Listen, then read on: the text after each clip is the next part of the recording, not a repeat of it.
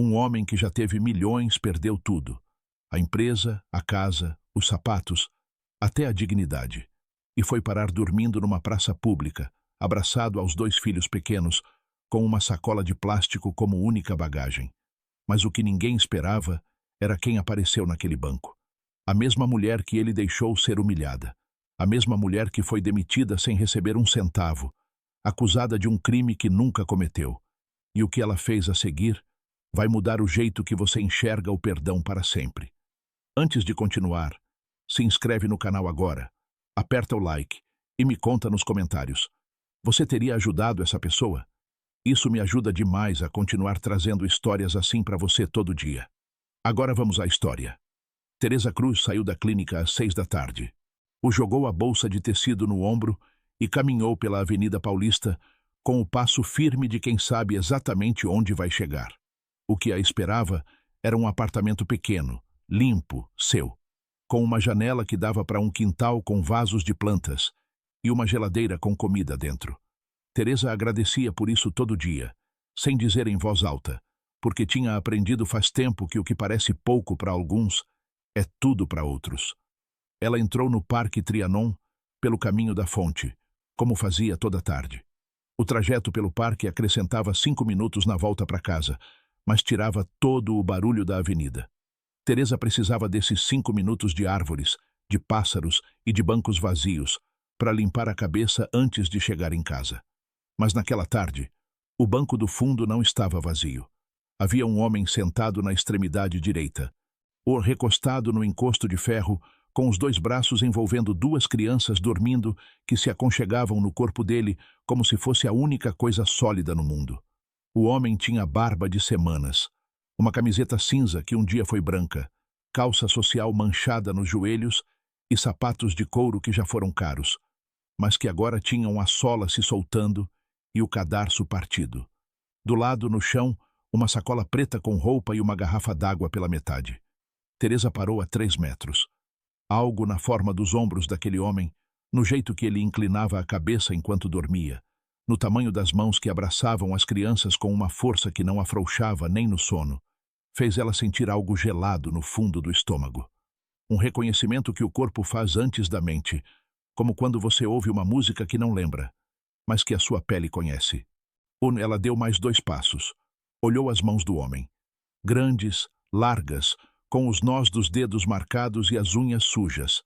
As mesmas mãos que 2 anos atrás assinavam cheques numa mesa de mogno. As mesmas mãos que entregavam o salário dela num envelope branco, sem olhar nos olhos. As mesmas mãos que não se levantaram no dia em que Cláudia apontou o dedo para Teresa na frente de todo mundo e gritou que ela era uma ladra. Era Guilherme Salazar. As pernas de Teresa ficaram rígidas. O ar travou em algum lugar entre o nariz e os pulmões, e algo começou a pulsar nas têmporas com um ritmo quente e desordenado. Porque a última vez que ela tinha visto aquele homem, ele estava de pé na sala da casa dele no bairro Moema, com um terno azul marinho e um relógio que brilhava sob a luz do lustre, enquanto sua esposa Cláudia gritava que Teresa era uma ladra, que tinha roubado um colar de pérolas da gaveta de joias, que ia denunciá-la se não saísse dali na mesma hora. E Guilherme não tinha dito nada. Ficou parado perto da porta do escritório com os braços cruzados e os olhos no chão, sem abrir a boca, sem levantar a mão, sem falar uma única palavra, enquanto Teresa juntava suas coisas numa sacola de plástico e saía daquela casa com 2 anos de trabalho nas costas e nem 1 centavo de indenização. Isso tinha sido numa terça-feira de outubro. Teresa lembrava porque nas terças era dia de pagamento, e naquela terça não pagaram. Lembrava porque naquela noite caminhou 40 minutos até o seu quarto alugado, sentou no chão da cozinha e chorou até as lágrimas acabarem. E o que sobrou foi uma ardência seca atrás dos olhos que durou 3 dias. E agora o homem que não a defendeu estava sentado num banco de praça com roupa suja, abraçando 2 filhos dormindo, com uma sacola de plástico como único pertence. Teresa não foi embora. Não sabe por que não foi. Algo a manteve ali, parada, olhando Guilherme Salazar dormir com os filhos nos braços. E esse algo não era compaixão, nem pena, nem curiosidade. Era algo mais complicado. O que acontece quando você vê sofrer alguém que te machucou e descobre que a dor do outro não te dá a satisfação que você achava que daria. Guilherme abriu os olhos de repente, como abrem os olhos as pessoas que dormem na rua, sem transição, sem bocejo, sem espreguiçar, porque dormir na rua não é descansar. É fechar os olhos por um tempo e abri-los de repente toda vez que um barulho chega perto demais. Ele olhou para Teresa, e o que ela viu naqueles olhos não foi vergonha, não foi surpresa, foi terror. O terror de quem sabe exatamente o que fez para a pessoa que tem na frente e sabe que não merece nada dela, nem compaixão, nem ajuda, nem que ela pare para olhar. Senhora Teresa, disse ele, e a voz saiu quebrada, seca, como uma porta que faz meses não abre. E apertou os filhos contra o corpo com um movimento instintivo, como se o abraço pudesse protegê-los do que viesse agora. Teresa ficou de pé na frente do banco, com a bolsa de tecido no ombro, e o fim de tarde de São Paulo tingindo o céu de laranja atrás das árvores. Olhou para o homem que não a defendeu. Olhou para as duas crianças que não tinham culpa de nada. E soube que o que fizesse nos próximos 5 minutos ia definir algo que não tinha como desfazer. Ela sentou no banco, não do lado dele, na outra extremidade, com meio metro de distância entre os dois que pesava mais do que qualquer parede, porque aquele meio metro continha 2 anos de raiva acumulada, uma acusação falsa, um salário que nunca chegou, e 40 minutos caminhando sob a chuva de uma terça-feira com uma sacola de plástico e a dignidade em frangalhos. O que aconteceu? É Senhor Salazar? A palavra senhor saiu com uma farpas que ela não planejou, vinda de um lugar antigo, onde ela guardava tudo que nunca tinha dito. Guilherme demorou para responder. Passou a língua nos lábios ressecados e falou com a voz de quem não tem uma conversa de verdade faz semanas. Uma voz que tropeçava nas palavras como se tivesse esquecido como organizá-las. Meu sócio, disse ele, Eduardo Paredes. Trabalhamos juntos 6 anos na empresa de importação. Ele cuidava das contas, eu cuidava dos clientes. Numa segunda-feira de janeiro, cheguei ao escritório e as contas estavam vazias. As 3. A da empresa, a de folha de pagamento e a de reserva. Eduardo tinha transferido tudo para uma conta no exterior e desaparecido. 4,2 milhões de reais. Teresa não disse nada, só olhou. Guilherme continuou com os olhos fixos num ponto no chão, como se estivesse lendo as palavras de uma lápide. Fui ao banco. Me disseram que as transferências eram legais porque Eduardo era signatário autorizado. Fui a um advogado. Me disse que eu podia processar, mas que recuperar dinheiro do exterior leva anos e custa dinheiro que eu já não tinha. Fui à polícia. Abriram um boletim de ocorrência que ainda está aberto e não avançou um passo. Ele parou. Um músculo saltou na mandíbula, um espasmo breve que denunciava algo que a voz controlada não deixava escapar. E a Cláudia? Teresa perguntou. E pronunciar aquele nome custou caro, porque trazia de volta a memória exata de um dedo apontado no rosto dela e uma voz gritando ladra numa sala com piso de mármore. Guilherme fechou os olhos. 2 semanas depois que Eduardo sumiu, a Cláudia me disse que ia embora. Não chorou, não gritou, não pediu explicação. Sentou na sala, a mesma sala onde a senhora trabalhava, e me disse com uma voz que eu nunca tinha ouvido nela, calma, calculada, que já tinha tomado a decisão antes de se sentar. Eu não me casei com você para passar por isso. Eu não sou uma mulher que fica quando as coisas ficam difíceis. Saiu no dia seguinte. Levou o que tinha sobrado na conta pessoal. 180 mil reais, uma reserva de emergência que eu tinha separado. Esvaziou a conta, colocou 2 malas num táxi e foi embora para Florianópolis com um homem que eu não conhecia, mas que ela conhecia faz meses. Teresa sentiu algo se mover no peito. Algo desconfortável, algo que não queria sentir, porque sentir significava que a raiva que carregava por 2 anos estava começando a se misturar com algo que se parecia perigosamente com compaixão, e ela não estava pronta para isso. Ainda não. E as crianças, ela não levou. Disse que não tinha condições de cuidar delas na situação atual. Essas foram as palavras exatas dela. Não tinha condições de cuidar dos próprios filhos. Os olhos de Guilherme ficaram úmidos, mas as lágrimas não caíram, como se o corpo já não tivesse água suficiente para completar o gesto. Teresa olhou para as crianças dormindo. O maior, Emílio, tinha o rosto pressionado contra o peito do pai, com uma expressão que não era de paz, mas de vigilância, como se mesmo dormindo estivesse escutando, avaliando. decidindo se o mundo ainda era perigoso. O menor, Pedro, tinha a boca entreaberta e os pés descalços pendurados no colo do pai, com as unhas compridas de quem faz semanas ninguém corta. Quanto tempo vocês estão assim? 3 meses. Teresa fechou os olhos por um momento. 3 meses. 90 noites na rua com 2 crianças. 90 amanheceres sem saber se iam comer. 90 entardeceres procurando um banco para dormir. As crianças vão para a escola? Teresa perguntou. Guilherme balançou a cabeça negativamente. Não vão faz 5 meses, desde que perdemos o apartamento. O Emílio estava no 2º ano do fundamental. Era bom aluno, tirava 9 e 10 em tudo. Mas desde que a gente foi para a rua, ele parou de falar com pessoas que não conhece. Não diz uma palavra para ninguém. Só fala comigo e com o Pedro. Com os outros fica calado, olhando, como se estivesse esperando que alguém fizesse mal a ele. Tem 7 anos e olha para o mundo como se o mundo devesse uma explicação que ninguém dá. Teresa olhou para Emílio dormindo e algo se partiu por dentro. Algo que estava inteiro quando ela sentou naquele banco e que agora tinha uma rachadura que não ia conseguir ignorar. E o menor?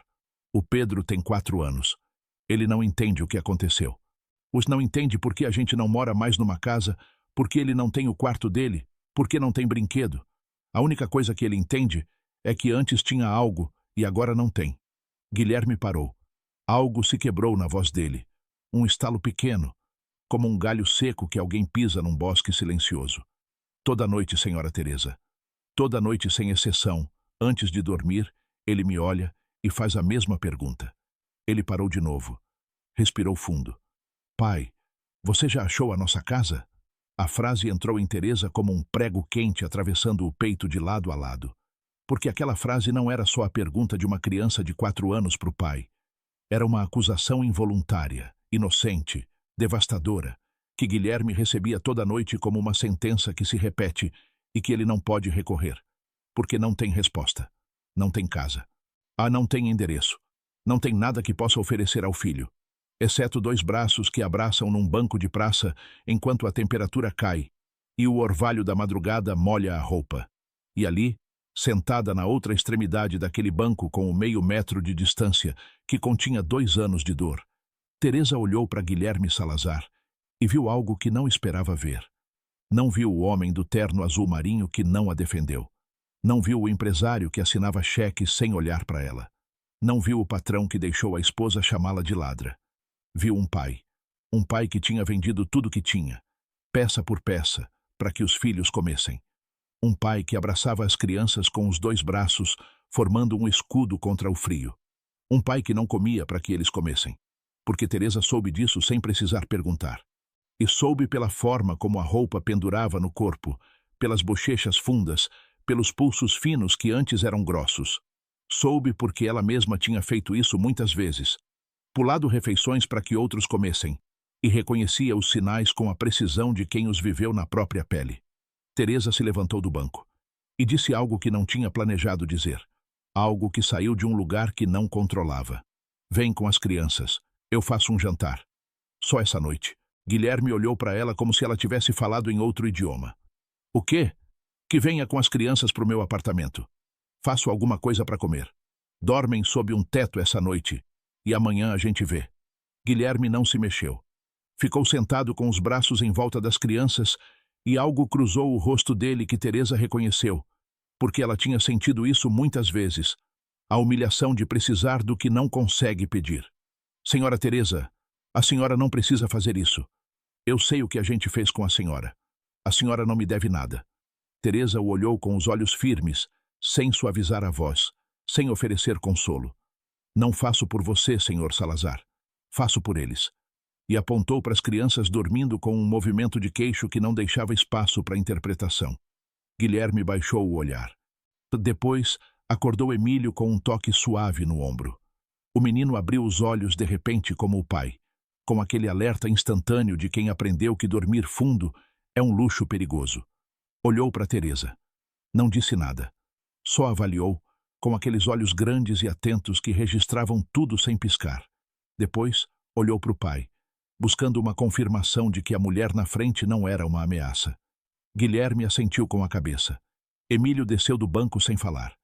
Pegou Pedro, que ainda dormia, e o acomodou no quadril com a força desproporcional de um menino de 7 anos que já carregou o irmão mais vezes do que deveria, como quem faz algo que virou rotina. Os 4 caminharam em silêncio pelo parque até o edifício no bairro Jardins. Teresa abriu a porta do apartamento do 2º andar e os fez entrar. O apartamento era pequeno, um quarto, um banheiro, uma cozinha com bancada e uma sala que era também sala de jantar e às vezes tudo o que Teresa precisava que fosse. Mas estava limpo, tinha luz elétrica, tinha água quente, tinha uma geladeira com comida dentro. E para 3 pessoas que tinham passado 90 noites dormindo em bancos de praça, aquilo era mais do que tinham visto em meses. Emílio parou na entrada como se houvesse uma linha invisível que não se atrevia a cruzar. Olhou o piso de cerâmica, olhou as paredes brancas, olhou a luminária do teto que dava uma luz amarela e quente que não se parecia em nada com a luz dos postes da praça debaixo dos quais dormiam. Não disse nada, mas algo mudou na postura dele. 1 milímetro de afrouxamento nos ombros que só alguém que o conhecesse bem perceberia.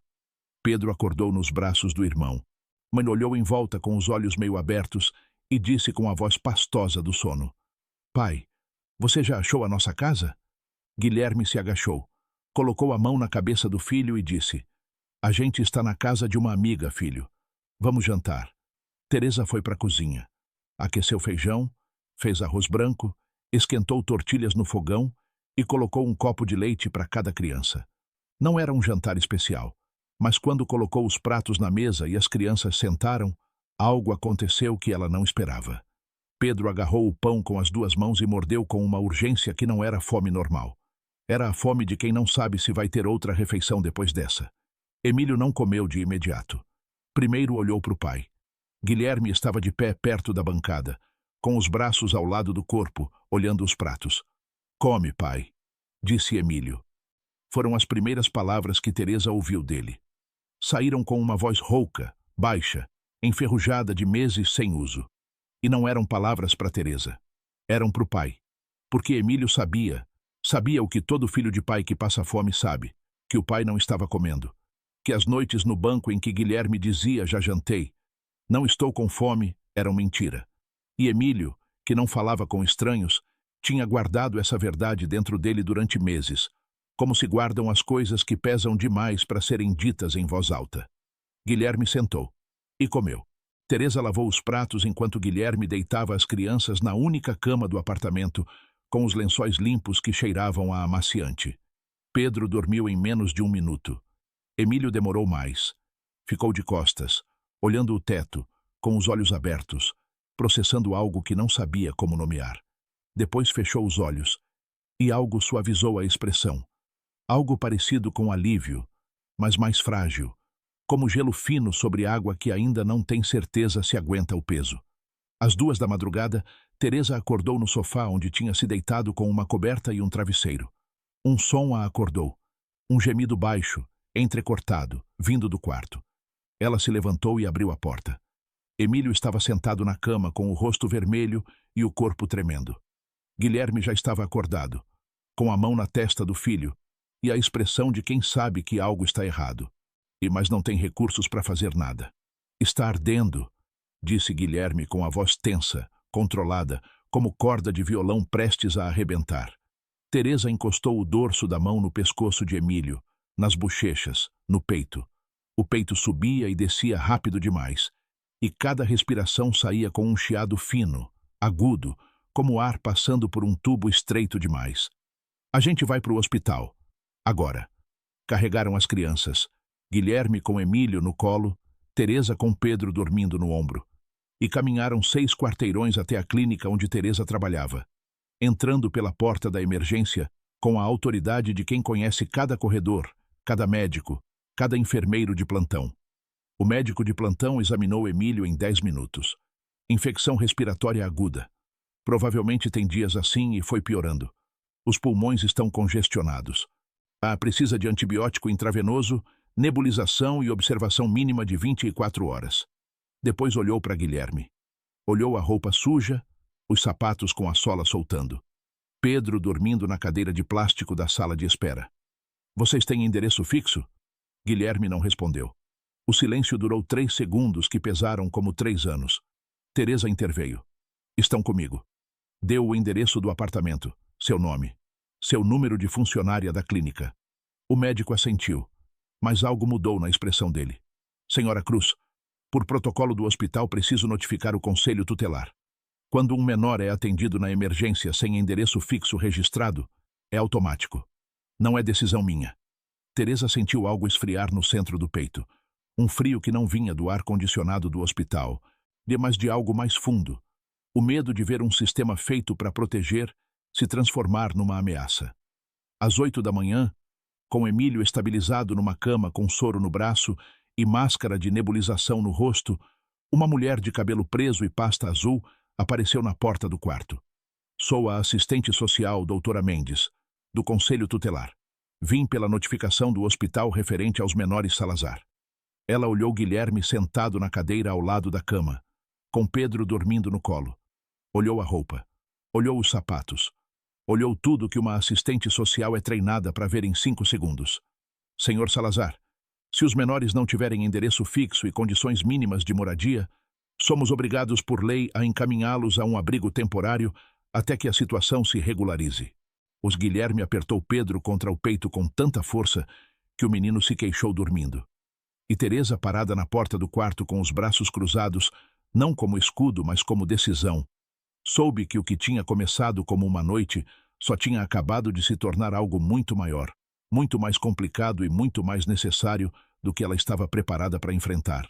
Emílio saiu do hospital no domingo à tarde com uma receita de antibióticos, uma consulta de retorno em 10 dias e uma cor no rosto que não tinha quando entrou. Teresa carregou a sacola com os remédios. Guilherme carregou Pedro num braço e deu a mão a Emílio com o outro. Os 4 caminharam de volta para o apartamento do bairro Jardins, sob um céu que estava ficando laranja atrás dos prédios, com o ar fresco de novembro entrando pelas mangas da jaqueta de Teresa. Quando chegaram, Guilherme parou na entrada. Senhora Teresa, eu não posso ficar aqui. Já fiz estrago suficiente. Não mereço sua ajuda nem a de ninguém. A voz saiu firme, mas quebradiça por dentro, como uma parede que parece inteira por fora, mas tem o reboco rachado por dentro. Teresa o olhou do outro lado da porta, com as chaves na mão, e não suavizou o olhar. Senhor Salazar, e se o senhor sair por essa porta com essas crianças, o Conselho Tutelar vai encontrá-los antes de terça-feira e vai levá-los para um abrigo. E o senhor vai passar os próximos 6 meses brigando num juizado para recuperá-los. Se é que recupera. É isso que vai acontecer se for embora. Guilherme não respondeu. Olhava o piso do corredor com a mandíbula travada e os punhos fechados ao lado do corpo. Não faço por você, repetiu Teresa. E a frase saiu com menos farpas do que da primeira vez. Não porque tivesse perdoado, mas porque a repetição tinha gasto a raiva, e o que restava embaixo era algo mais complicado do que ela esperava. Faço por eles, porque essas crianças não têm culpa do que o senhor fez, nem do que a sua esposa me fez, e porque eu sei o que é não ter para onde ir. Guilherme levantou o olhar. As lágrimas escorreram pelo rosto sem pedir licença, sem som, sem gesto, como água que transborda de um copo cheio faz tempo demais. Entrou no apartamento. Teresa fechou a porta e estabeleceu as regras naquela mesma noite, sentada na mesa da sala com Guilherme na frente e as crianças dormindo no quarto. O senhor procura emprego a partir de amanhã. Todo dia. Sai cedo, volta às 6. Enquanto não estiver, eu cuido das crianças antes e depois do meu turno na clínica. Pedro vai para uma creche comunitária a 4 quarteirões daqui.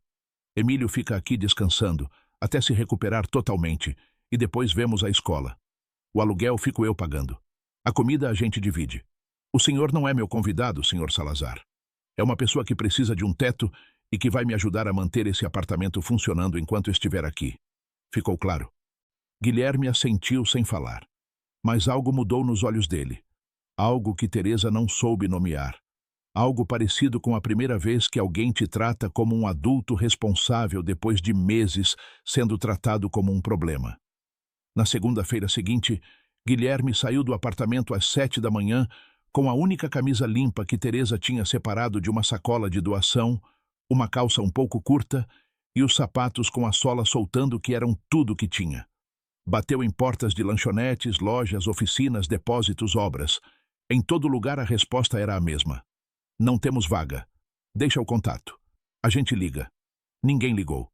Na sexta-feira, depois de 5 dias caminhando e recebendo a mesma resposta, encontrou um cartaz colado com fita numa porta de aço de um depósito de materiais de construção na Avenida do Estado. Precisa-se de ajudante. A apresentar-se com o encarregado. Entrou. O encarregado era um homem de 55 anos com as mãos calejadas e um boné do Corinthians que cobria uma cicatriz na testa. Sabe carregar saco de cimento? Guilherme, que 8 meses atrás assinava contratos de importação por milhões de reais numa sala com ar-condicionado e vista para o centro, assentiu sem hesitar. Sim, senhor. O encarregado, seu Ramiro, colocou Guilherme à prova naquela mesma tarde. 3 horas carregando sacos de 50 quilos do caminhão para o depósito.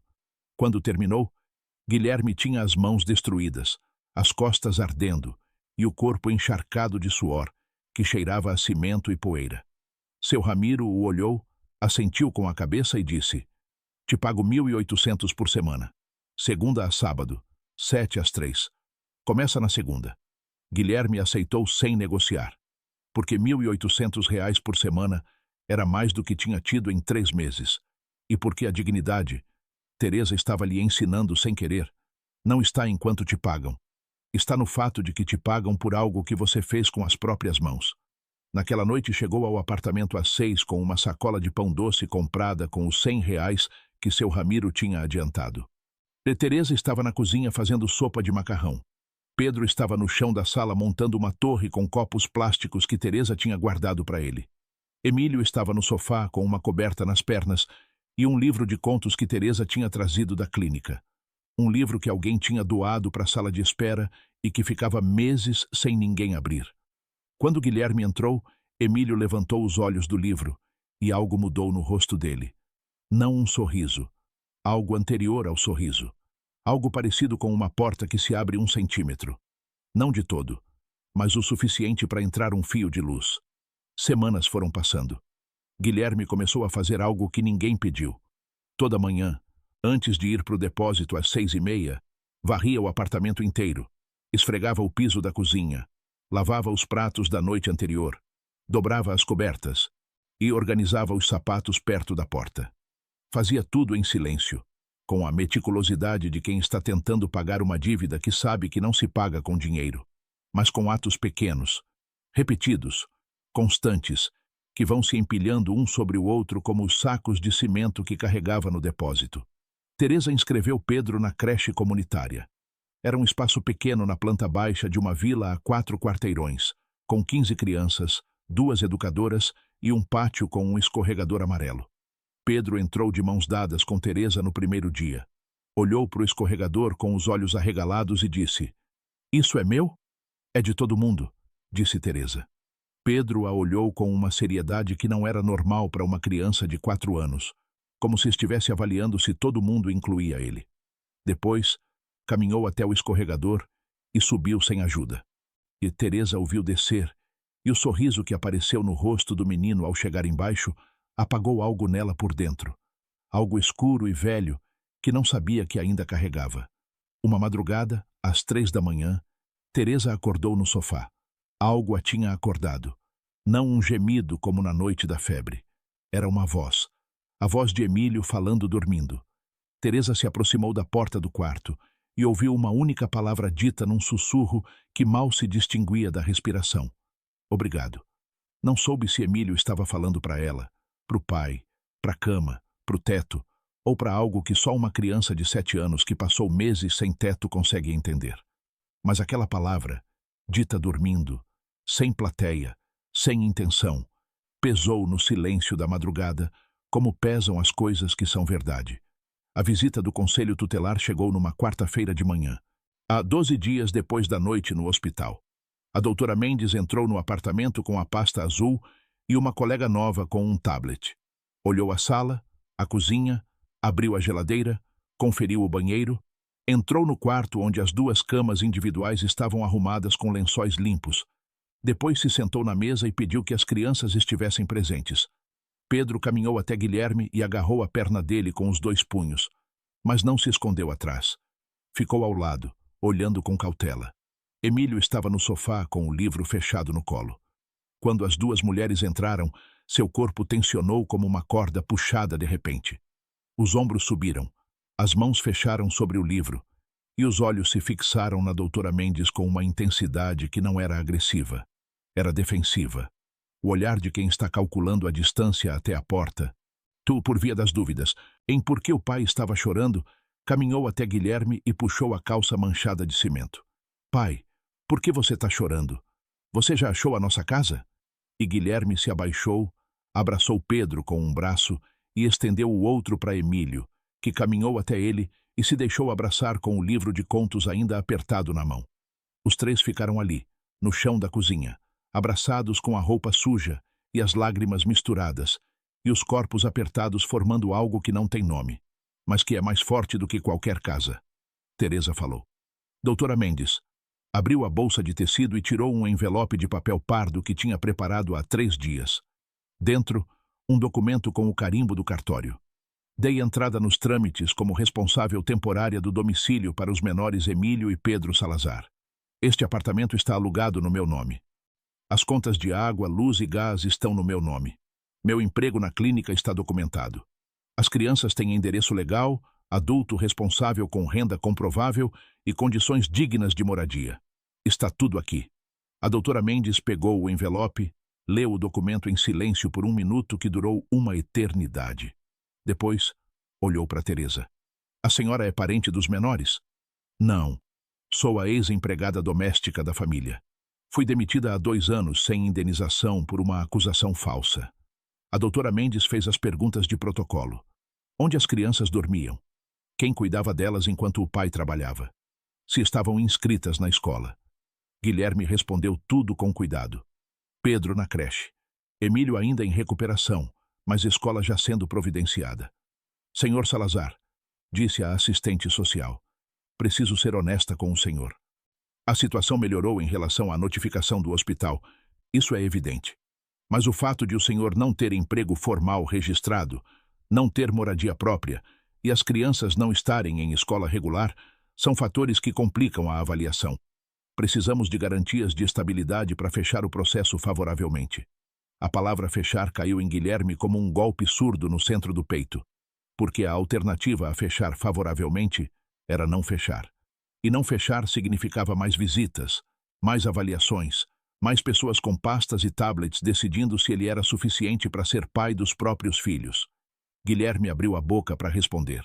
As palavras não saíram. E então, Emílio se levantou do sofá. Fez isso devagar, com o livro de contos ainda na mão esquerda, como se aquele livro fosse uma âncora que o conectava a algo seguro. E caminhou até ficar na frente da doutora Mendes. Não caminhou como uma criança de 7 anos. Caminhou como alguém que tomou uma decisão que custou meses tomar. Uma decisão contra tudo que o corpo tinha aprendido a fazer nas últimas semanas, que era ficar calado, ficar quieto, ficar invisível. Se parou na frente da mulher da pasta azul, a olhou nos olhos e falou. A voz saiu quebrada no começo, áspera, como uma máquina que alguém liga depois de meses desligada. Mas as palavras estavam lá, completas, ordenadas, com a clareza terrível de quem as pensou tantas vezes em silêncio que quando saem, saem perfeitas. Meu pai não nos abandonou. Isso é a primeira coisa que eu quero que a senhora saiba.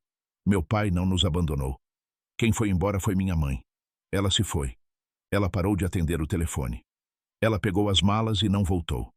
Meu pai ficou. A doutora Mendes parou de escrever. A colega do tablet baixou as mãos. Guilherme, parado perto da bancada, parou de respirar. Meu pai nos abraçava toda noite no banco da praça. Nos apertava com os 2 braços para a gente não ter frio. Eu sentia ele tremendo porque ele tinha frio, mas ele não reclamava. Nunca reclamava. E eu sei que ele não comia. Eu sei que quando dava uma coisa pra gente e dizia que já tinha jantado, era mentira. Porque nos pais e nas mães dá pra notar quando mentem pra proteger. Dá pra notar nos olhos. E os olhos do meu pai ficavam tristes e vazios toda vez que dizia que não estava com fome. A voz de Emílio foi ganhando força com cada frase.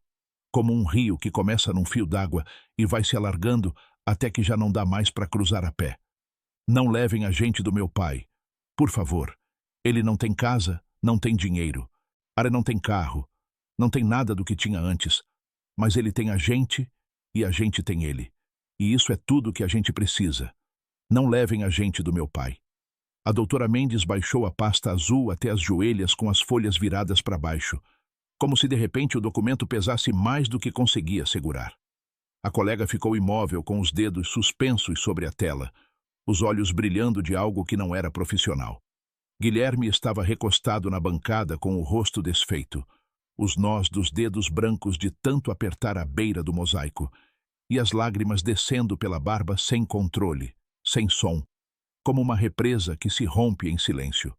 Pedro, que não entendia por que o irmão estava falando tanto ni.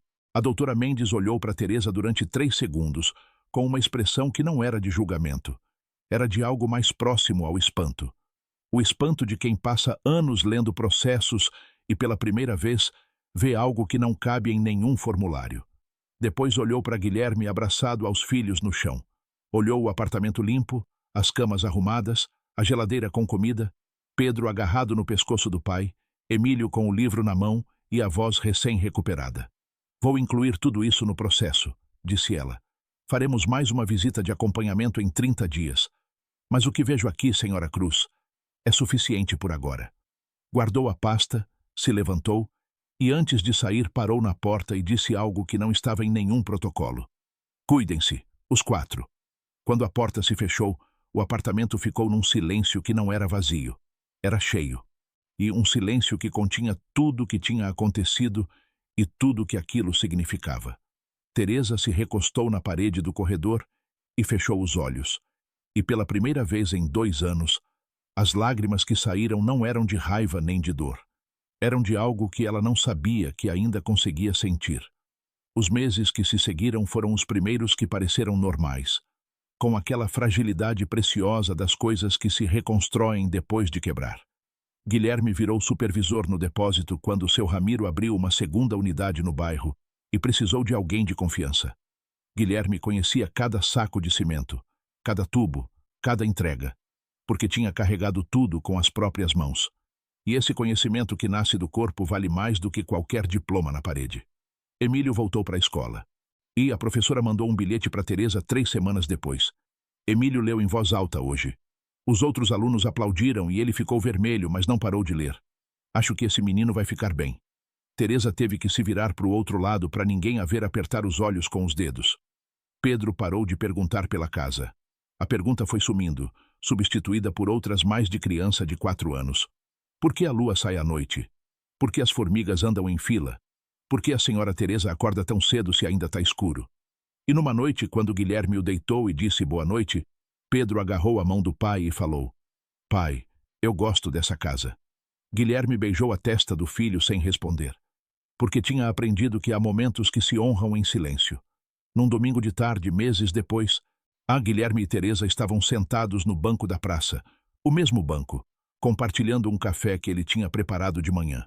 Emílio corria atrás de uma bola com um amigo. Pedro perseguia pombos que nunca ia pegar, mas que voltavam sempre para o mesmo lugar, como se no mundo simples e perfeito de Pedro, as coisas que vão embora sempre voltam. E talvez ele tivesse razão. Uma flor de ipê caiu no ombro de Teresa. Ela não tirou. Ficou ali, amarela e pequena, como um ponto final que a vida coloca onde bem entende. Porque às vezes a vida te tira tudo. Te tira o dinheiro, a empresa, a casa, a roupa, a dignidade de sentar num restaurante e pedir algo para comer. Te tira as coisas que você confundia com quem você era. E quando não sobra mais nada, quando você está num banco de praça abraçando os filhos com os 2 braços porque é tudo que pode dar, a vida te ensina algo que não se aprende de outro jeito. Te ensina quem estava disposto a te dar o que você não merecia. Quem sentou no banco quando podia ter ido embora. Quem abriu a porta quando tinha todo o direito de fechar. E aí você entende que a verdadeira riqueza não é o que a gente acumula atrás de paredes altas e portas trancadas. É o que fica quando tudo o mais desaparece. Um bilionário caiu de joelhos na frente da sua empregada doméstica. E ela simplesmente pegou sua mala e atravessou a porta. O que ela deixou para trás naquela mesa iria expor um segredo tão devastador, tão doloroso, que este homem, Um homem que era dono de 34 farmácias por todo o estado de São Paulo, um homem que nunca havia implorado nada a ninguém em toda a sua vida, iria persegui-la por toda São Paulo de joelhos, chorando como uma criança. Mas aqui está o detalhe. Ela não era sua amante. Ela não era sua namorada. Ela era a mulher que limpava sua casa, cozinhava suas refeições e criava seus filhos enquanto ele estava ocupado demais contando seu dinheiro para perceber. E o que ela fez pelos filhos dele, em segredo, por 3 anos, sem contar para nenhuma alma viva, vai partir seu coração em 1000 pedaços. Esta história vai mudar para sempre a forma como você enxerga as pessoas que trabalham na sua casa. Fique até o final, porque o que acontece na cena final vai te deixar sem palavras. E antes de começarmos, se você ama histórias que tocam sua alma e te ensinam algo real sobre a vida, aperte o botão de inscrever-se agora mesmo e toque no sininho para nunca perder uma história como esta. Deixe um comentário me contando. Você já foi tratado como se não importasse? Eu quero ouvir sua história. E esmague o botão de curtir, porque isso ajuda mais pessoas a encontrarem essas histórias que merecem ser contadas. Agora vamos começar. Ricardo Alcântara estava de joelhos. Não em uma igreja. Não em oração. Mas no tapete persa, no centro da sua mansão nos jardins, o mesmo tapete que custava mais do que o carro da maioria das pessoas, com as mãos pressionadas contra o peito, como um homem implorando a Deus por misericórdia. Mas ele não estava implorando a Deus. Ele estava implorando para Rosa Martins. Rosa tinha 30 anos. Ela estava de pé na frente dele com uma mala cinza surrada na mão direita. Uma mala com zíperes enferrujados que guardava tudo o que ela possuía neste mundo, o que não era muito, mas era dela. E no rosto dela havia um sorriso quieto. O tipo de sorriso que é pior do que qualquer grito, porque gritos passam. Mas o sorriso quieto de alguém que já decidiu ir embora, esse fica queimado na sua memória para sempre. Rosa, por favor, Ricardo disse. A voz dele saiu como algo rastejando pelo chão, sem poder, sem autoridade. Nada parecido com a voz que ele usava em salas de reunião e encontros de negócios. Não vá, estou implorando. Rosa olhou para ele. Ela estava de pé. Ele estava de joelhos. E aquela inversão, aquela imagem do homem mais poderoso daquela casa no chão, enquanto a mulher que ganhava menos estava de pé, continha uma verdade que nenhum dos dois precisava dizer em voz alta. De cada lado de Rosa, agarrando o tecido do seu uniforme azul, com os punhos brancos de tanto apertar, estavam Sebastião e Enzo, os gêmeos, 6 anos de idade. E eles não iam soltar. Sebastião estava à esquerda, em silêncio. Seus olhos sérios estavam fixos no pai, ajoelhado naquele tapete, estudando cada detalhe da cena como se estivesse fotografando para um lugar na memória onde adultos nunca poderiam alcançar. Ele não estava chorando. Sebastião nunca chorava. Mas seu maxilar estava travado com a força de alguém segurando algo que quebraria coisas se saísse. Enzo estava à direita. E Enzo estava chorando. Chorando com a boca bem aberta. Catarro escorrendo pelo lábio superior. As 2 mãos agarrando o uniforme de Rosa tão forte que os nós dos dedos tinham ficado brancos, como se o uniforme dela fosse a borda de um barco e ele estivesse prestes a cair na água. Não, não, não. Enzo repetia entre soluços que sacudiam todo o seu pequeno corpo. Não vai, Rosinha. Por favor, não vai. No fundo da sala, sentada no chão contra a parede com o rosto enterrado nas mãos, estava Vitória Alcântara, a esposa de Ricardo, a mulher que tinha começado tudo isso, a mulher que, 2 semanas atrás, tinha convencido Ricardo de que Rosa não estava mais no padrão. E agora, os ombros dela tremiam em silêncio, porque ela tinha acabado de ver o que estava dentro do envelope amarelo aberto na mesa de centro. Um envelope contendo documentos que ninguém naquela casa sabia que existiam, até 20 minutos atrás. Na mesa de centro de vidro, papéis do envelope estavam espalhados como pedaços de uma bomba que alguém tinha acabado de detonar. Dezenas de recibos com datas e valores, e a letra pequena e apertada de Rosa em cada um. E ao lado dos recibos, um documento emoldurado, um relatório psicológico da Escola dos Gêmeos com o nome de Sebastião nele. E um relatório que nem Ricardo nem Vitória jamais tinham visto. Mas para entender como eles chegaram aqui, a esta sala, a este tapete, a estes joelhos, a esta mala e esta porta, precisamos voltar 2 semanas, para a noite em que Ricardo Alcântara cometeu o maior erro da sua vida, sem saber que estava cometendo. Era uma noite de terça-feira. Vitória entrou no escritório de Ricardo com o celular na mão e uma ideia que ela vinha cozinhando há semanas. Ricardo estava atrás da sua mesa de mogno, revisando demonstrativos financeiros da sua rede de farmácias, 34 lojas espalhadas por São Paulo, Campinas e Ribeirão Preto. O tipo de operação que gera o tipo de dinheiro que te permite morar nos jardins, ter uma mansão com tapetes persas e nunca perguntar quanto custa 1 litro de leite. Vitória sentou na frente dele, lhe cruzou as pernas e virou a tela do celular para o rosto dele. Era um perfil do Instagram, uma mulher chamada Laura, esposa de um membro do clube de campo. Ela tinha postado uma foto dos filhos com a babá, uma mulher em um uniforme branco impecável, com iniciais bordadas. A legenda se gabava de como a babá falava 3 idiomas e tinha uma certificação em desenvolvimento infantil de uma universidade no Canadá. Olha isso, Ricardo. A voz de Vitória era afiada. Isso sim é uma babá com padrão, não o que a gente tem. Ricardo levantou os olhos dos papéis. Do que você está falando? Estou falando da Rosa. Vitória se inclinou para a frente. Ela não está mais no padrão, Ricardo. Os gêmeos vão fazer 7 anos ano que vem. Eles precisam de alguém que possa prepará-los para o mundo.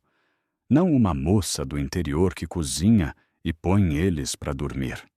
Ela passou por mais fotos no celular. A Laura tem uma babá certificada bilíngue que ensina francês para os filhos dela brincando. Os Medeiros têm uma que leva as crianças para aulas de tênis e piano. E o que a gente tem? Uma mulher de Ribeirão Preto que nem terminou o ensino médio. Ricardo encarou a esposa por vários segundos. Ele deveria ter dito muitas coisas naquele momento.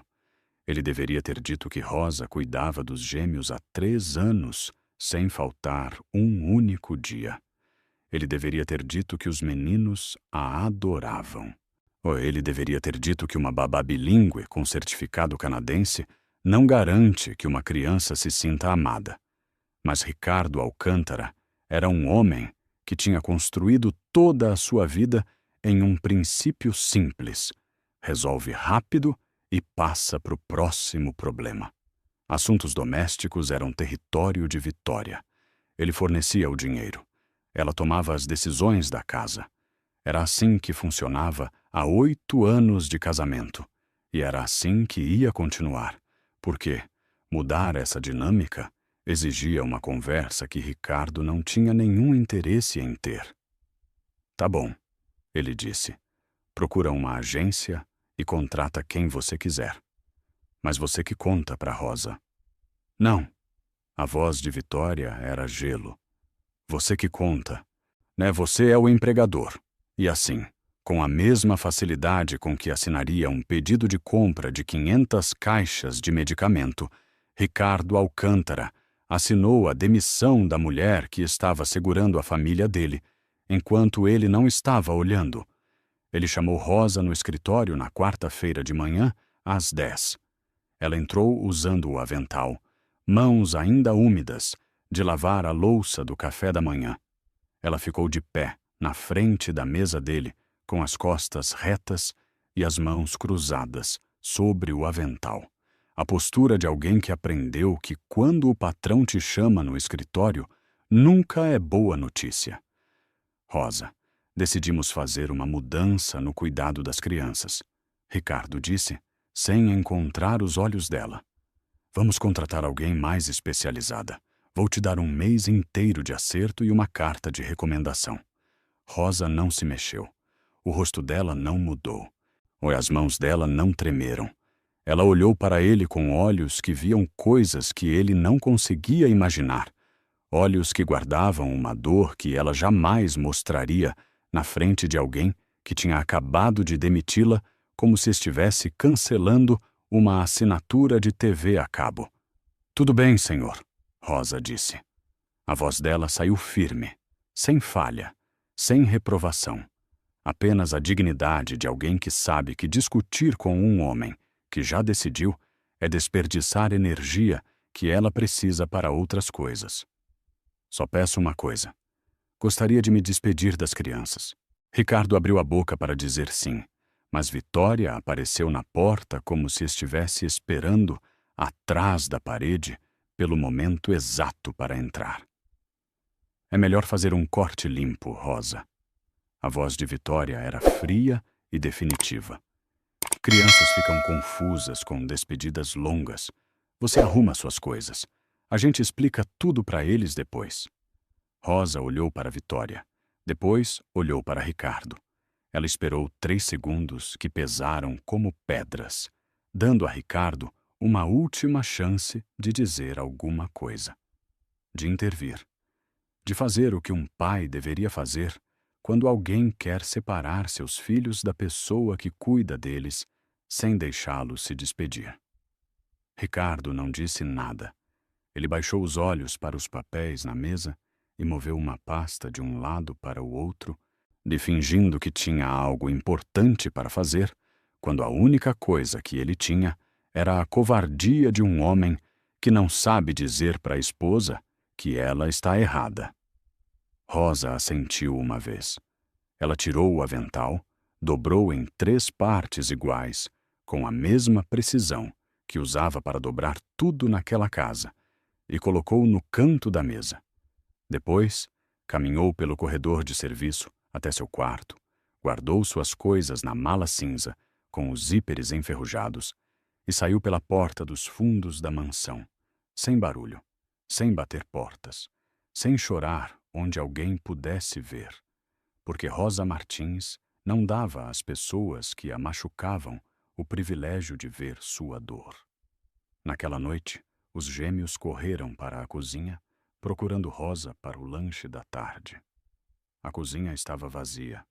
O avental não estava pendurado no gancho perto da porta. E o cheiro de comida que sempre preenchia o ar àquela hora sumiu.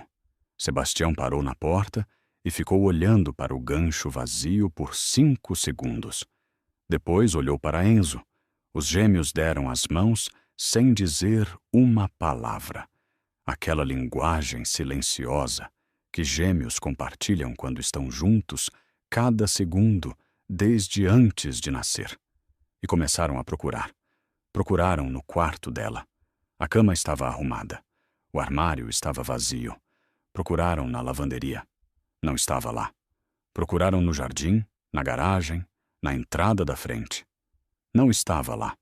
Subiram as escadas ainda de mãos dadas e bateram na porta do quarto dos pais. Vitória abriu com o celular na mão. Cadê a Rosa? Ela foi embora, Vitória disse. E fechou a porta. Sebastião ficou congelado na frente daquela porta fechada, a mão do irmão ainda apertada na sua, boca bem fechada. Ele não fez mais perguntas, não insistiu, não bateu na porta. Ele se virou e desceu as escadas em silêncio, guiando Enzo pela mão como um pequeno adulto, guiando outro pequeno adulto através de um mundo que tinha acabado de desmoronar sem ninguém avisar. Naquela noite, Sebastião não falou uma única palavra. Sebastião não falou no jantar. Não falou quando Vitória perguntou se ele queria sobremesa. Não falou quando Ricardo chegou em casa às 9 e disse "Boa noite" da porta do quarto.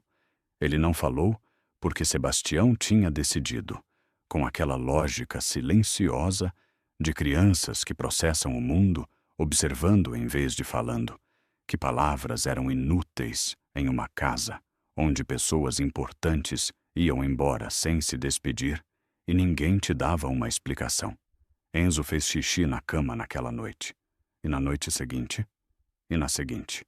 Toda manhã, Vitória encontrava os lençóis molhados e chamava a diarista para trocar.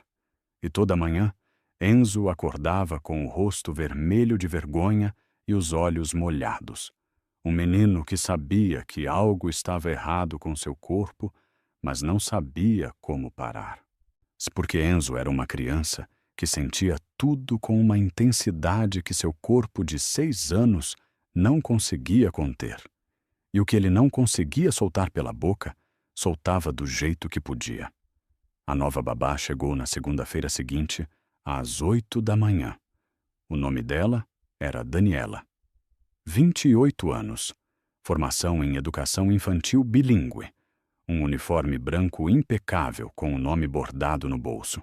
Um portfólio de apresentação com currículo em inglês e francês, 3 cartas de recomendação de famílias dos jardins e uma foto profissional onde ela sorria com perfeição editada no computador. Vitória a recebeu na sala com café e o sorriso de quem tinha acabado de ganhar uma discussão que ninguém estava tendo. Daniela, estes são Sebastião e Enzo. Os gêmeos estavam sentados no sofá, lado a lado, pernas balançando, porque o sofá era alto demais para eles.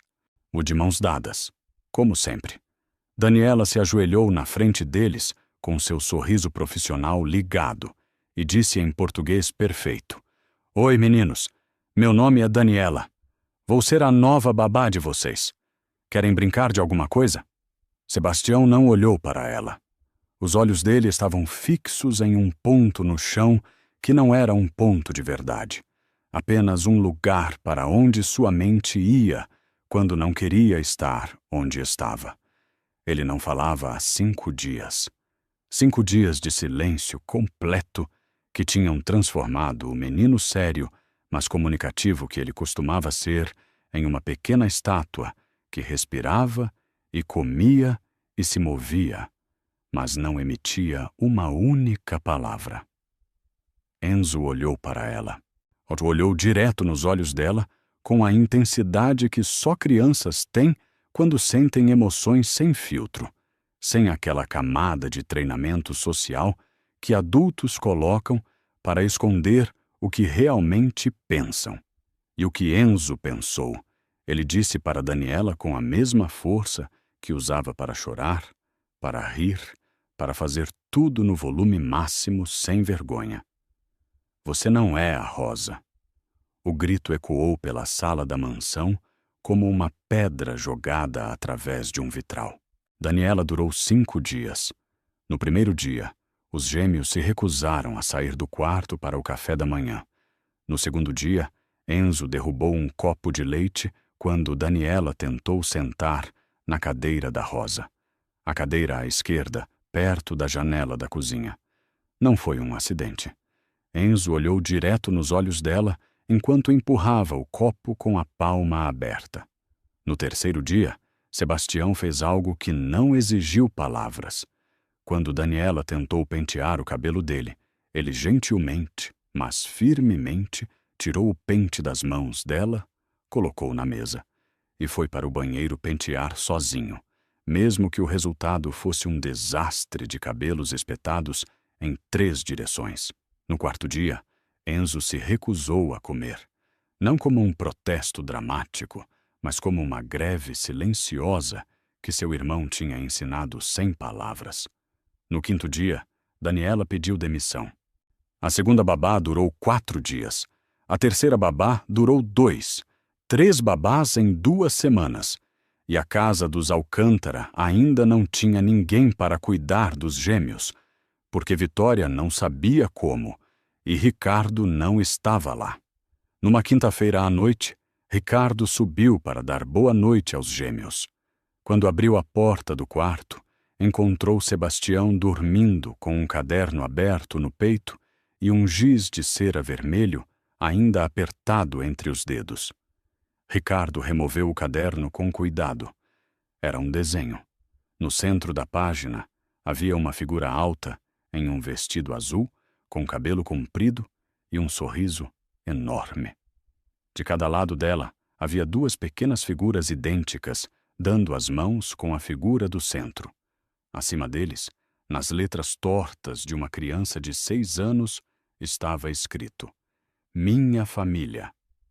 Não havia mais ninguém no desenho, ou nenhuma figura de terno que pudesse ser Ricardo, nenhuma figura de vestido que pudesse ser Vitória, apenas Rosa e os gêmeos, e a palavra família, escrita por uma criança que sabia exatamente o que aquela palavra significava e quem a merecia. Ricardo colocou o caderno na mesinha de cabeceira e foi para a outra cama, onde Enzo dormia com a boca aberta e os lençóis já começando a umedecer. Ele sentou na beirada da cama de Enzo e ficou olhando ele dormir. E enquanto olhava, Enzo se mexeu no sono, juntou as mãos sobre o peito com os dedos entrelaçados e murmurou algo com os lábios mal se movendo. Ricardo se inclinou para ouvir. Querido Deus, por favor, cuida da Rosinha. Não deixa nada de ruim acontecer com ela. E, por favor, traz ela de volta logo. Amém. A oração de uma criança de 6 anos. Falada no sono. Com as mãos juntas e os olhos fechados, e a fé de alguém que ainda acredita que Deus ouve crianças que rezam na escuridão. Ricardo se levantou devagar, saiu do quarto, fechou a porta, encostou na parede do corredor e ficou ali, olhos fechados, mãos caídas ao lado do corpo. A vergonha não chegou como um soco. Veio como uma enchente lenta. Ricardo encontrou a ficha de funcionária de Rosa na manhã seguinte. O endereço dizia: Zona Leste de São Paulo, um bairro de ruas íngremes, casas inacabadas e telhados de metal que brilhavam sob o sol paulista como espelhos sujos. A ficha mostrava um salário de R$ 2.800 por mês e uma anotação que Rosa tinha escrito quando assinou o contrato 3 anos atrás. Solicito que 60% do meu salário seja depositado na conta da minha mãe, Senhora Dolores Martins, em Ribeirão Preto. Motivo: tratamento renal. Ricardo pegou a calculadora. 60% de R$ 2.800 eram R$ 1.680 que Rosa mandava todo mês para Ribeirão Preto para pagar o tratamento renal da mãe que estava morrendo. O que Rosa ficava para si mesma era R$ 1.120 por mês. Em São Paulo, onde um quarto na Zona Leste custava R$ 1.000. O que sobrava para comida, roupas, transporte e existência era R$ 120 por mês. Ricardo fechou a pasta. Ele foi para a Zona Leste naquele sábado de manhã, sem contar para Vitória. O prédio de Rosa era uma construção de 2 andares, com um pátio onde uma senhora idosa pendurava roupa em um varal e um gato magro dormia em um vaso vazio. Ele subiu a escada de metal até o 2º andar. A porta de Rosa estava aberta. Ela estava de pé ao lado de uma cama pequena, com a mala cinza aberta em cima, guardando roupas dobradas com a mesma precisão que usava para dobrar as toalhas de mesa na mansão dele. O quarto era do tamanho do banheiro de hóspedes dele. Uma janela sem cortinas, uma lâmpada nua pendurada no teto, um galão de água no canto. E na parede, colado com fita crepe, estava um dos desenhos de Enzo. 3 figuras de mãos dadas sob um enorme sol amarelo. Mãe Rosa olhou para cima e viu ele na porta. O rosto dela não mudou. Senhor Alcântara, o que o senhor está fazendo aqui? Vim conversar, Rosa. Estou indo para Ribeirão Preto. Minha mãe não está respondendo mais ao tratamento. O médico disse que ela precisa de cuidados diários. Não tenho mais ninguém. Meu ônibus sai amanhã às 6 da manhã. Ricardo entrou no quarto. 3 passos, e estava no centro porque não havia espaço para mais. Rosa, preciso que você volte. Os gêmeos não estão bem. O Sebastião não fala há 2 semanas. O Enzo faz xixi na cama toda noite. Contratamos 3 pessoas e nenhuma durou mais de 5 dias. Rosa continuou dobrando roupas sem parar. Sinto muito, senhor, mas eu não sou um móvel que o senhor tira e coloca de volta na casa quando é conveniente. Vou dobrar seu salário. Os R$ 5.600 por mês, com todos os benefícios. Rosa balançou a cabeça. Não é sobre dinheiro, senhor. Vou conseguir um apartamento para você perto da mansão, mobiliado, sem aluguel. Rosa parou de dobrar. Ela olhou para ele com uma expressão que ele nunca tinha visto no rosto dela antes, uma mistura de exaustão e algo que parecia pena. Senhor, eu não preciso de caridade. Nunca precisei. O que eu precisava era ser tratada como uma pessoa, não como um serviço que você cancela quando alguém acha um mais caro. Ricardo passou a mão pelo rosto. O calor no quarto era sufocante. A janela sem cortinas deixava o sol de São Paulo bater diretamente na cama. Rosa, as crianças precisam de você. Os gêmeos não são mais os mesmos desde que você foi embora. Não comem direito. Não dormem direito. Não deixam ninguém tocar neles. Rosa se endireitou. Olhou direto nos olhos dele. Sem baixar a cabeça, sem desviar o olhar, sem a postura curvada de alguém falando com uma pessoa com mais poder que ela.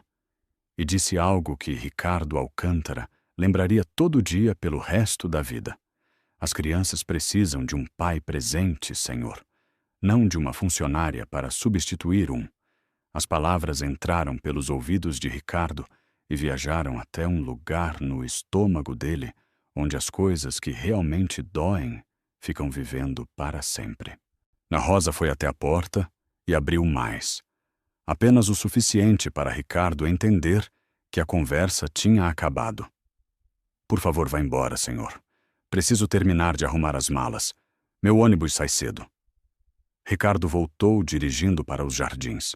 Sentou no escritório atrás da mesa, a mesma mesa onde tinha demitido Rosa 2 semanas antes, e ficou olhando para a cadeira vazia na frente dele. Às 11h30, seu assistente Marcos bateu na porta. Senhor, eu estava organizando os arquivos da área de serviço que a dona Vitória pediu para eu limpar, e encontrei algo que acho que o senhor precisa ver. Marcos colocou um envelope amarelo na mesa, grosso, lacrado com fita. A palavra pessoal escrita no canto, na letra pequena e apertada que Ricardo reconheceu instantaneamente. A letra de Rosa. Ricardo abriu o envelope. A primeira coisa que tirou foi uma pilha de recibos. Recibos de depósito bancário impressos em papel térmico, que tinha amarelado com o tempo. Cada um tinha carimbo do banco e um valor que variava entre R$ 200 e R$ 300. Estavam organizados por data, um por mês, por 36 meses consecutivos. 3 anos. E cada recibo estava anexado a uma folha de papel branco onde Rosa tinha escrito uma anotação à mão. Ricardo leu a primeira anotação. Mês 1. Depósito de R$ 200 para conta poupança educacional, no nome de Sebastião Alcântara e Enzo Alcântara, para eles poderem estudar. A segunda anotação. Mês 2. Depósito de R$ 240. Este mês tive um pouco mais, para os livros deles. A terceira anotação. Mês 3. Depósito de R$ 200. Comi menos este mês para conseguir. Não importa. Eles vão precisar mais do que eu. Ricardo parou de ler na terceira anotação porque as letras começaram a embaçar na frente dos olhos. Mas continuou passando pelos recibos. 36 recibos. 36 anotações à mão. 36 meses de uma mulher que ganhava R$ 2.800, mandava R$ 1.680 para a mãe que estava morrendo, vivia com R$ 1.120 por mês e ainda separava R$ 200 ou R$ 300 para duas crianças que não eram dela. Total economizado. R$ 8.400. As mãos de Ricardo estavam tremendo. Ricardo tirou o segundo item do envelope. Uma pasta azul com o logo da Escola dos Gêmeos. Dentro havia um relatório psicológico datado de 8 meses antes, assinado pela conselheira escolar, endereçado a Senhora Rosa Martins, responsável autorizada dos alunos Sebastião e Enzo Alcântara. O relatório afirmava que Sebastião apresentava sinais de ansiedade severa, dificuldade de socialização, episódios de mutismo seletivo, tendência a se isolar durante o recreio e respostas de estresse a situações de separação. Abaixo do relatório havia 7 anotações de acompanhamento, todas assinadas por Rosa, mostrando que ela tinha ido à escola uma vez por mês durante 7 meses para se reunir com a conselheira e aplicar em casa as estratégias que a especialista recomendava. Exercícios de respiração antes de dormir. Desenho como válvula emocional. Rotinas de despedida para reduzir a ansiedade de separação. Tudo documentado na letra pequena de Rosa nas margens. Hoje o Sebastião contou até 10 respirando. Ontem ele me mostrou um desenho sem eu pedir. Esta semana, ele não chorou quando deixei ele na escola. Ricardo não sabia que seu filho tinha ansiedade. Vitória não sabia que seu filho tinha ansiedade. A escola tinha se comunicado com Rosa porque Rosa era quem deixava e buscava eles todo dia. Rosa assinava os boletins. Rosa ia às reuniões de pais porque Ricardo viajava e Vitória tinha pilates. A escola nem tinha o telefone de Ricardo no arquivo. Tinha o de Rosa. Ricardo pegou o envelope e foi para a rodoviária. Avistou Rosa de pé, na fila da bilheteria com a mala cinza aos pés. Rosa! Ela se virou e viu ele parado ali, terno amassado, cabelo bagunçado, o envelope amarelo apertado contra o peito. Ricardo caiu de joelhos na calçada da rodoviária do Tietê, recibos se espalhando aos pés dele no vento quente de São Paulo. Me perdoa, Rosa. Me perdoa por não ver nada. Me perdoa por não saber nada do que você fez pelos meus filhos. Me perdoa por te jogar para fora da minha casa como se você não valesse nada, quando você era a coisa mais valiosa dentro dela.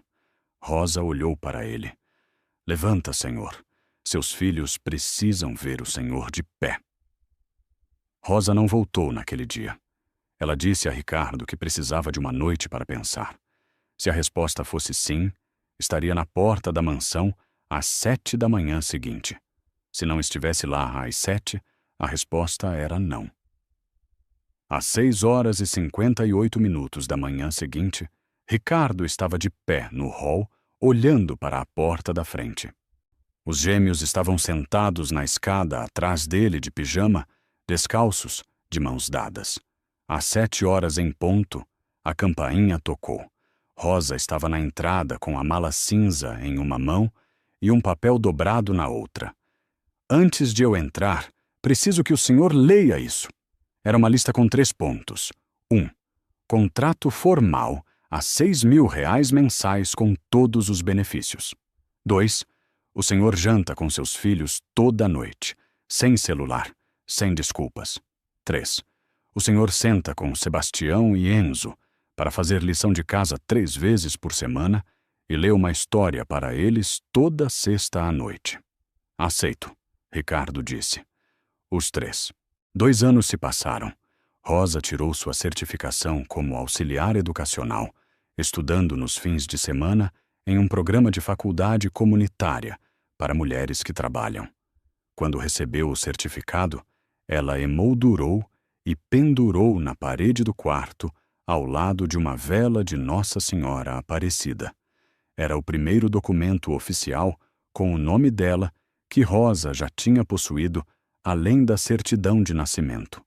Sebastião tinha 8 anos agora, e não era mais o menino que parou de falar quando Rosa foi embora. A conselheira escolar ainda o via uma vez por mês, mas agora as sessões eram acompanhamentos, não intervenções. Os exercícios de respiração que Rosa ensinou tinham virado uma rotina matinal que ele fazia sozinho. E quando alguém perguntava o que ele queria ser quando crescesse, Sebastião respondia sem hesitar: psicólogo, como a moça que me ajudou quando eu não conseguia falar. Mas melhor, porque eu vou ajudar as crianças antes delas pararem de falar. Não depois. Enzo tinha 8 anos também, o garoto mais feliz da turma. Não a felicidade nervosa que ele costumava ter, aquela que era barulho cobrindo vazio. Esta era a felicidade com raízes, a felicidade de um menino que sabia que quando chegasse em casa haveria comida na mesa, alguém para abraçar ele e uma cama seca esperando. Ricardo reduziu suas horas de trabalho pela primeira vez em 20 anos. Contratou um diretor de operações e ficava no escritório de São Paulo das 8 às 5. Ele jantava com os gêmeos toda a noite, sem celular na mesa. Toda sexta-feira, lia uma história para eles antes de dormir. Sentado entre as 2 camas, vai usando vozes diferentes para personagens diferentes que faziam Enzo rir e faziam Sebastião dizer: pai, não é assim que o lobo fala, mais grave. Era sexta-feira à noite. A sala tinha luzes baixas e cortinas abertas, e pelas janelas vinha o brilho alaranjado de São Paulo se espalhando lá embaixo como um mar de luzes piscando. O tapete persa ainda estava no centro da sala. Mas esta noite não era palco para súplicas, ou joelhos, ou malas, ou lágrimas. Esta noite era uma mesa de jogo. Os 4 estavam sentados no chão em círculo, pernas cruzadas, cartas de loteria espalhadas pelo tapete entre eles. Rosa segurava o baralho de cartas ilustradas em uma mão e um saco de feijões na outra. Porque Rosa dizia que feijões funcionavam melhor que fichas de plástico, e se alguém ficasse com fome depois do jogo, dava para cozinhar. A lua! Rosa anunciou, aí segurando a carta com o rosto da lua pintado em um céu de papel. Sebastião colocou seu feijão em silêncio. Enzo colocou o dele gritando: isso, finalmente!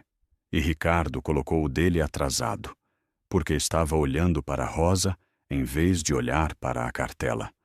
Não olhando como um patrão olha para uma funcionária, olhando como um homem que aprendeu algo que nenhuma faculdade de administração jamais ensinou.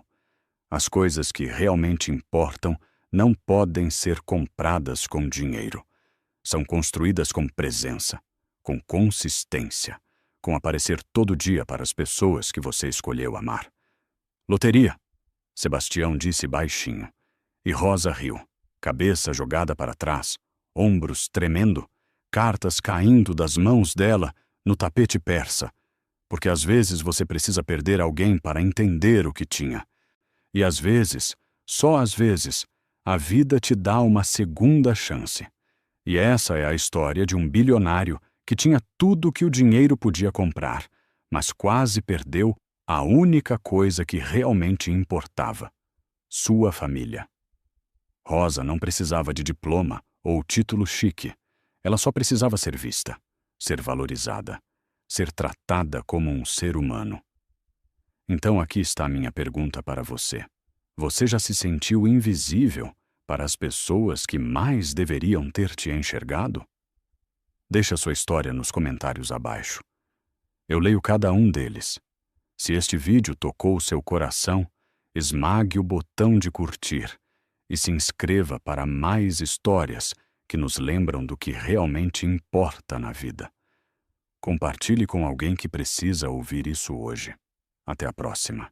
Seja presente para as pessoas que você ama, porque o amanhã não é garantido. Te vejo na próxima.